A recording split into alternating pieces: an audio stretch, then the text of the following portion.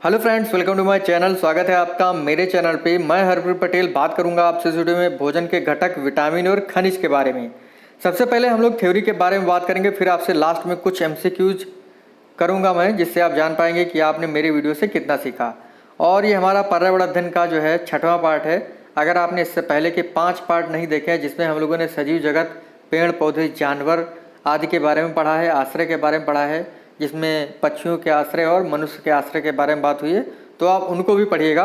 और आज का वीडियो अगर आपको अच्छा लगे लाइक कर दीजिएगा, शेयर कर दीजिएगा। चैनल पर पहली बार आए हैं, चैनल सब्सक्राइब कर लीजिएगा, बेल आइकन दबा दीजिएगा, जिससे कि आपको नई वीडियोस की नोटिफिकेशन समय से मिलते रहे। तो पहले थ्योरी पढ़िए, बाद में एमसीक्यूज करिएगा ज़रूर, जिससे आप जान पाएंगे कि आपने मेरी वीडियो से कितना सीखा। तो शुरू करते हैं अपना वीडियो। तो पढ़ेंगे विटामिन्स को। सबसे पहले जानेंगे विटामिन के बारे में, बाद में जानेंगे खनिज के बारे में। देखिए, विटामिन की खोज जो की थी ये फंक ने की थी। एग्जाम में काफ़ी बार पूछा गया है कि विटामिन की खोज किसने की है, तो फंक ने की है। विटामिन जो है एक जटिल कार्बनिक यौगिक है और स्वयं यह ऊर्जा उत्पन्न नहीं करते, परंतु इनकी सूक्ष्म मात्रा जो है शरीर में उपापचय क्रियाओं के लिए आवश्यक होती है। ठीक है। देखिए, विटामिन को जो है घुलनशीलता के आधार पर 2 समूहों में बांटा गया है। कितने भागों में बांटा गया है घुलनशीलता के आधार पर? 2 भागों में। एक वसा में घुलनशील विटामिन, दूसरा जल में घुलनशील विटामिन। देखिए, वसा में घुलनशील विटामिन कौन कौन से हैं? Vitamin A, vitamin D, vitamin E और विटामिन के। और वहीं जल में घुलनशील विटामिन है विटामिन बी और विटामिन सी। एग्जाम में पूछा जाता है कि वसा में घुलनशील विटामिन कौन है, तो आपको याद होना चाहिए कि विटामिन ए, डी, ई, के, एडेक जो है वो वसा में घुलनशील विटामिन है। ट्रिक के माध्यम से अगर हम इसको याद करेंगे तो इसको कैसे याद करेंगे? कीड़ा, देखिए कीड़ा लिख रहा है कि नहीं, इधर से जब लिख रहे हैं तो कीड़ा लिख रहा है। तो जैसे ही पूछा जाता है कि वसा में घुलनशील विटामिन कौन है, तो आपको याद आना चाहिए कीड़ा। Vitamin K, vitamin E, vitamin D और विटामिन ए। तो वसा में घुलनशील विटामिन आपके ए, डी, ई के, और जल में घुलनशील विटामिन बी और सी हैं। अब जानेंगे इन विटामिन्स के बारे में, इनके रासायनिक नाम और इनकी कमी से होने वाले रोगों के बारे में जानेंगे। ठीक है। तो सबसे पहले जानेंगे वसा में घुलनशील विटामिनों के बारे में। देखिए, पहली विटामिन हमारी विटामिन ए। विटामिन ए का रासायनिक नाम है रेटिनॉल। एग्जाम में काफ़ी बार पूछा गया है। और विटामिन ए की कमी से जो है रतौंधी रोग होता है। ठीक है। फिर आता है आपका विटामिन डी। विटामिन डी का रासायनिक नाम है कैल्सीफेरॉल, और आर्गो कैल्सीफेरॉल भी कहीं कहीं आपको लिखा मिलेगा। तो याद रखिएगा, विटामिन डी का रासायनिक नाम है कैल्सीफेरॉल, और इसकी कमी से जो है सूखा रोग होता है और ऑस्टियोमलेशिया रोग होता है। विटामिन डी जो है हमें धूप से प्राप्त होती है, इसीलिए हमें जो है दिन में कुछ देर जो है धूप में बैठना चाहिए। एग्जाम में पूछा जाता है कि विटामिन डी हमें कहाँ से मिलती है, तो धूप की रोशनी से जो हमें विटामिन डी प्राप्त होती है। अगला हमारा है विटामिन ई। विटामिन ई का रासायनिक नाम है टोकोफेरॉल।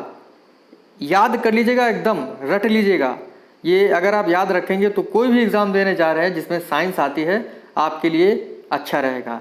तो विटामिन ई का रासायनिक नाम है टोकोफेरॉल, और विटामिन ई की कमी से होने वाला रोग है जनन क्षमता की कमी, जगनान तथा पेशी कमजोर होती है। विटामिन के का रासायनिक नाम है नेफ्थोक्विनोन या फिलोक्विनोन, और इसके प्रभाव से रुधिर का थक्का ना जमना। अगर विटामिन के की कमी होती है तो रुधिर का थक्का नहीं जमता है। ठीक है। तो इस चीज़ को ध्यान रखिएगा, एग्जाम में इसको काफ़ी बार पूछा गया है। तो विटामिन ए का रासायनिक नाम रेटिनॉल है। ठीक है। विटामिन डी का रासायनिक नाम आर्गो कैल्सीफेरॉल है। विटामिन ई का रासायनिक नाम टोकोफेरॉल है। विटामिन के का रासायनिक नाम नेफ्थोक्विनोन या फिलोक्विनोन है। विटामिन ए की कमी से रतौंधी होता है। विटामिन डी की कमी से सूखा रोग या ऑस्टियोमलेशिया रोग होता है। विटामिन के की कमी से क्या होता है? रुधिर का थक्का नहीं जमता है। और जनन क्षमता की कमी, जगनान तथा पेशी कमजोर, ये विटामिन ई की वजह से होता है, विटामिन ई की कमी की वजह से होता है। तो आपको एकदम रट लेना है। अब जानेंगे जल में घुलनशील विटामिन। देखिए, पहली विटामिन है विटामिन बी1, जिसका रासायनिक नाम है थायमीन, और विटामिन बी1 की कमी से बेरी बेरी रोग होता है। कौन सा रोग होता है? Beriberi. फिर आता है विटामिन बी2, इसका रासायनिक नाम है राइबोफ्लेविन। फ्लेविन, और इसकी कमी से होता है किलोसिस रोग। एक होता है B3 जिसका रासायनिक नाम होता है नियासिन, ठीक है, इस चीज़ को ध्यान रखिएगा। और विटामिन B5 का रासायनिक नाम होता है निकोटिनस अम्ल। क्या होता है? निकोटिनस अम्ल। और विटामिन B5 की वजह से पेलाग्रा रोग होता है, ठीक है। अगला है विटामिन B6 का रासायनिक नाम है पायरिडॉक्सिन, ठीक है। और विटामिन B6 की वजह से चर्म रोग, बाल सफ़ेद एवं जनन क्षमता कम होती है, इस चीज़ को ध्यान रखिएगा।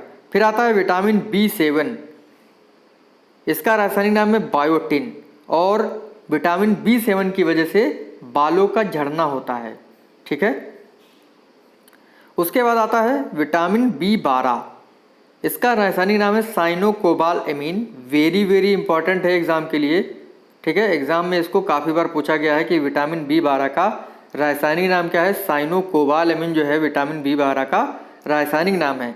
और विटामिन B12 में कोबाल्ट पाया जाता है, कोबाल्ट तत्व पाया जाता है। एग्जाम में इसको काफ़ी बार पूछा गया है, ठीक है।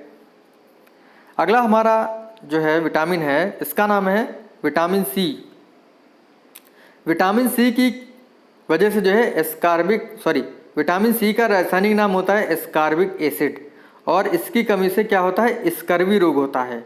एग्ज़ाम में इतनी बार पूछा गया है कि पूछिए मत, काफ़ी बार इसको पूछा गया है। तो विटामिन C का रासायनिक नाम एस्कॉर्बिक एसिड है, इसकी कमी से स्कर्वी रोग होता है, ठीक है। और विटामिन C जो है नींबू वंश के फल जो होते हैं जैसे आंवला है, टमाटर है, इनमें जो है विटामिन C काफ़ी मात्रा में पाया जाता है। इसी वजह से अगर आपको विटामिन C की कमी है तो आप नींबू खाइए, आंवला खाइए, टमाटर खाइए, जो खट्टे पदार्थ होते हैं उसमें जो है विटामिन C पाया जाता है।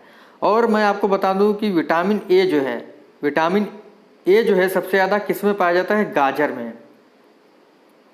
इस चीज़ को आप लोग ध्यान रखिएगा। तो ये था हमारा विटामिन का टॉपिक, ठीक है। और छोटा सा टॉपिक था, आपको याद क्या रखना है कि इसके विटामिन के रासायनिक नाम क्या है और इनकी कमी से होने वाले रोग कौन से हैं। तो ये होता है विटामिन। अब जानेंगे खनिजों के बारे में। देखिए रोग खनिजों की कमी से भी होते हैं। केवल कह दीजिए कि प्रोटीन की कमी से होता है या विटामिन की कमी से होता है तो ये गलत होगा। खनिज की वजह से भी रोग होते हैं। देखिए इनकी थोड़ी मात्रा जो है हमारे शरीर को चाहिए होती है, परंतु यह हमारे अच्छे स्वास्थ्य के लिए काफ़ी आवश्यक होते हैं।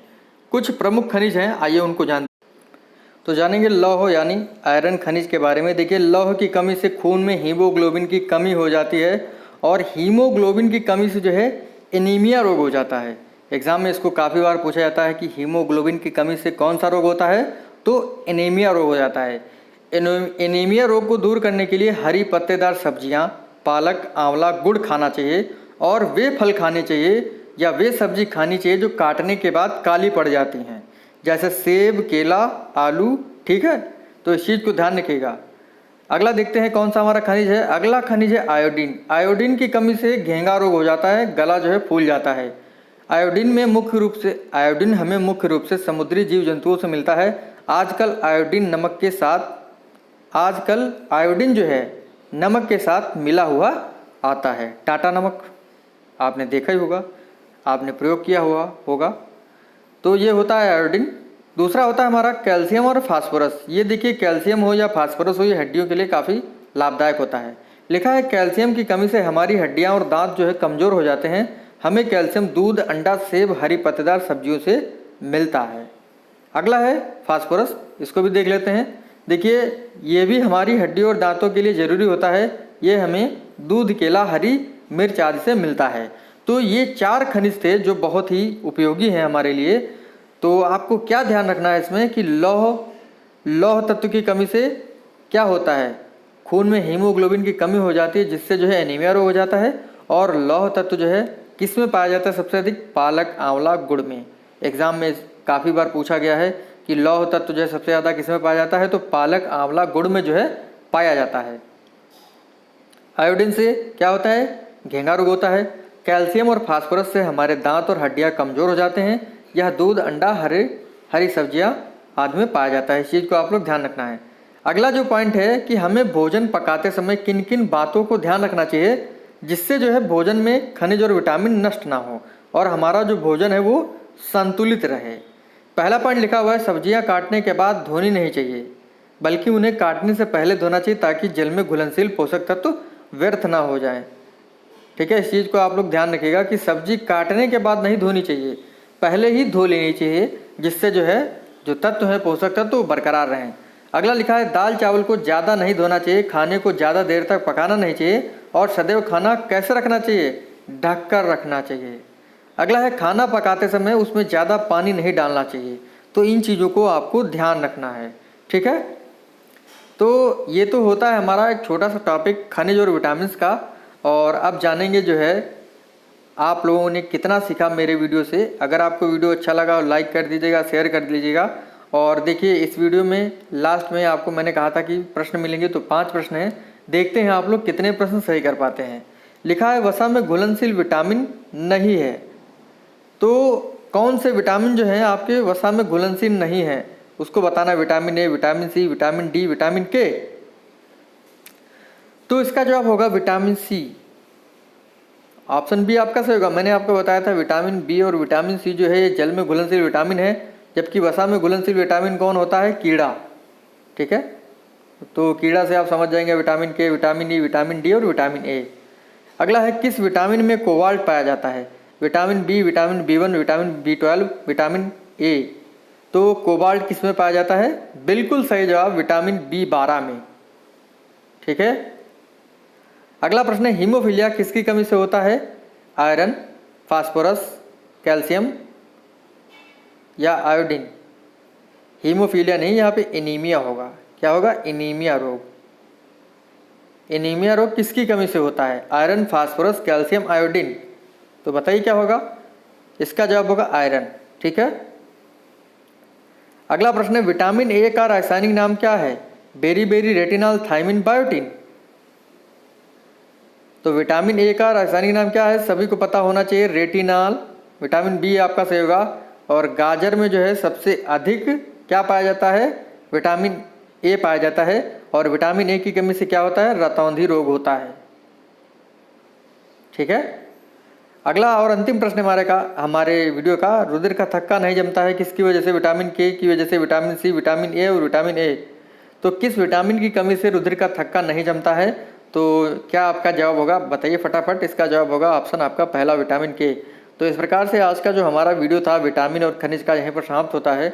अगर आपको वीडियो अच्छा लगा हो लाइक कर दीजिएगा, शेयर कर दीजिएगा। मिलते हैं आपसे अगली वीडियो में। धन्यवाद दोस्तों।